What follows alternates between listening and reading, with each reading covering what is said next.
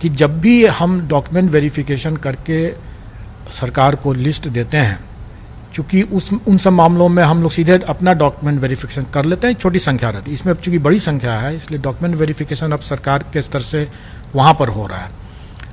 तो जब भी कोई सरकार के समक्ष जब जाता है मामला योगदान के समय और पाया जाता है कि वो गलत है, तो सरकार हमारे पास वापस भेजती है और हम लोग उस पर पूरक अपना सप्लीमेंट्री रिजल्ट देते हैं।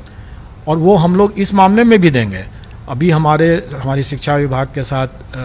वार्तालाप हो चुका है, उनका पत्र भी आ चुका है और हम लोग इस बारे में बहुत स्पष्ट हैं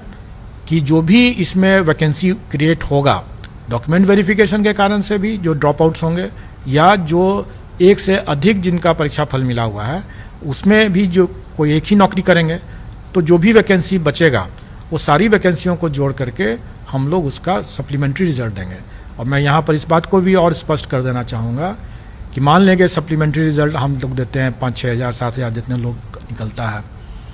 उतना देते हैं, तो उनका भी इसी प्रक्रिया के तहत डीवी होगा,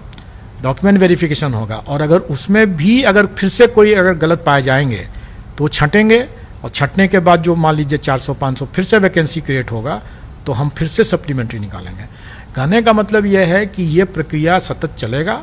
जब तक कि हमें सही तरीके से डॉक्यूमेंट वेरिफिकेशन के बाद सही तरीके से सही लोग जब तक योगदान पूरा नहीं कर लेते हैं, तब तक हम लोग सप्लीमेंट्री रिजल्ट निकाल करके उसको भरेंगे।